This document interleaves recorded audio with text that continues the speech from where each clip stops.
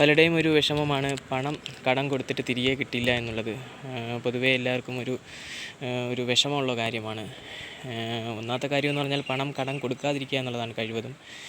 പണ്ടുള്ളവർ പറയുന്നത് കേട്ടിട്ടില്ലേ, പണം കടം കൊടുത്താൽ രണ്ട് കാര്യങ്ങൾ നഷ്ടപ്പെടും. ഒന്ന് പണവും പോവും, രണ്ട് ഒരു ഫ്രണ്ട്ഷിപ്പ്, സുഹൃത്ത് ബന്ധവും നഷ്ടപ്പെടും എന്നുള്ളതാണ്. പിന്നെ നമ്മൾ കഴിവതും പണം കടം കൊടുക്കാതിരിക്കുക. പിന്നെ അർജൻറ്റ് കാര്യങ്ങൾ അത്രയും സഹായിച്ചേ പറ്റൂ എന്നുള്ള ഒരു സിറ്റുവേഷൻ വന്നാൽ മാനുഷിക പരിഗണന വെച്ച് നമ്മൾ പൈസ കടം കൊടുത്തു പോകും. എന്നാലും നമ്മൾ എന്ത് ചെയ്യുക, പണം തിരികെ കിട്ടുന്ന കാര്യങ്ങളിലേക്കുള്ള കുറച്ച് മുന്നൊരുക്കങ്ങൾ, കുറച്ച് കാര്യങ്ങൾ ഫോളോ അപ്പ് ചെയ്തിട്ടേ നമ്മൾ ആ പണം കടം കൊടുക്കാവൂ. അതിൽ ഒന്നാമത്തെ കാര്യമെന്ന് പറയുന്നത്, നമ്മൾ പണം കടം കൊടുക്കുമ്പോൾ ഒരു പ്രോമിസറി നോട്ട് തയ്യാറാക്കുക എന്നുള്ളതാണ്. പലരും ഒരു സ്റ്റാമ്പ് പേപ്പർ വാങ്ങിച്ചതിനകത്ത് എഗ്രിമെൻറ്റ് അത് അങ്ങനെ ചെയ്യേണ്ട കാര്യമില്ല.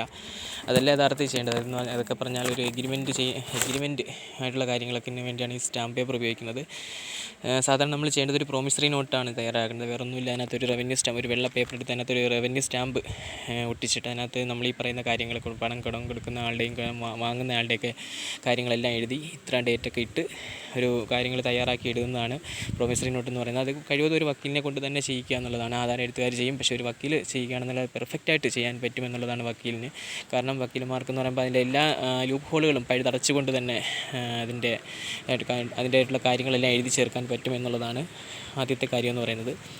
പിന്നെ ഈ പ്രോമിസറി നോട്ട് തയ്യാറാക്കി നമ്മൾ വാങ്ങിച്ച് വെച്ച ശേഷം പിന്നെ നമ്മൾ ചെയ്യേണ്ടതെന്ന് പറഞ്ഞാൽ, വസ്തുവിൻ്റെ ഈ പണം കടം കൊടുക്കുന്ന ആൾ, ഈ പണം വാങ്ങിക്കുന്ന ആളുണ്ടല്ലോ, ആ വാങ്ങിക്കുന്ന ആളുടെ വസ്തുവിൻ്റെ പ്രമാണത്തിൻ്റെ ഒരു കോപ്പിയൊക്കെ വാങ്ങിച്ച് കയ്യിൽ വയ്ക്കുക. അതോടൊപ്പം തന്നെ ഈ പറയുന്ന ഈ വസ്തുവിൻ്റെ ടാക്സ് അടയ്ക്കുന്ന ആ റെസിപ്റ്റ് അത് വാങ്ങിച്ച് വയ്ക്കുക. അതുപോലെ തന്നെ എൻക്യൂറൻസ് സർട്ടിഫിക്കറ്റ്, കാരണം ഇത് ബാധ്യത സർട്ടിഫിക്കറ്റ് എന്നാണ് പറയുന്നത്. ആ ബാധ്യത സർട്ടിഫിക്കറ്റ് കൈവശം അതുപോലെ തന്നെ ബാധ്യത, ഇങ്ങനെയുള്ള കാര്യങ്ങളൊക്കെ ഇങ്ങനെയുള്ള ഇതൊക്കെ വില്ലേജ് ഓഫീസിൽ നിന്ന്, അതുപോലെ തന്നെ ഈ രജിസ്ട്രാർ ഓഫീസിൽ നിന്നൊക്കെ കിട്ടുന്നതാണ്. അതുപോലെ തന്നെ വസ്തുവിൽ ബാധ്യതയൊക്കെ ഉണ്ടെന്നുണ്ടെങ്കിൽ അതൊക്കെ ഒന്ന് നോക്കിയിട്ട് വേണം ഈ വസ്തുവിൻ്റെ കാര്യങ്ങളിലേക്ക് വെച്ചുകൊണ്ട് പൈസ കടം കൊടുക്കേണ്ടതായിട്ടുള്ളത്. ഇത്തരം കാര്യങ്ങളൊക്കെ ഓഫീസുകളിൽ അവിടെ പോയി ഒന്ന് അന്വേഷിച്ചാൽ നമുക്ക് മനസ്സിലാക്കാൻ പറ്റും ആ വസ്തുവിൽ ബാധ്യതയുണ്ടോ, അങ്ങനെയൊക്കെയുള്ള കാര്യങ്ങൾ. അതൊക്കെ മനസ്സിലാക്കിയിട്ട് ആ വസ്തുവിൽ മേൽ നമ്മൾ എന്ത് ചെയ്യാവോ, പണം കടം കൊടുക്കാവോ എന്നുള്ള കാര്യം നിങ്ങൾ മനസ്സിലാക്കുക. അതുപോലെ തന്നെ ഈ പറഞ്ഞ രീതിയിൽ പ്രോമിസറി നോട്ട് തന്നെ തയ്യാറാക്കി വേണം നമ്മൾ പണം കടം കൊടുക്കാൻ.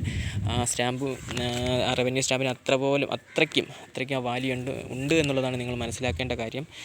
ഈ ഉദാഹരണത്തിന് ഈ പണം വാങ്ങിയ ആൾ ഒരു പക്ഷേ പൈസ തിരിച്ചു തന്നില്ലെന്നുണ്ടെങ്കിൽ ഒരു സിവിൽ കോടതിയിൽ കേസ് ഫയൽ ചെയ്യാൻ പറ്റും. മണി സൂട്ട് ആയിട്ട് കേസ് ഫയൽ ചെയ്യാൻ പറ്റും. ആ മണി സൂട്ട് ഫയൽ ചെയ്താൽ ഉറപ്പായിട്ടും അയാൾ ക്യാഷ് തിരിച്ചു കൊടുത്തേ പറ്റൂ. മാത്രവുമല്ല,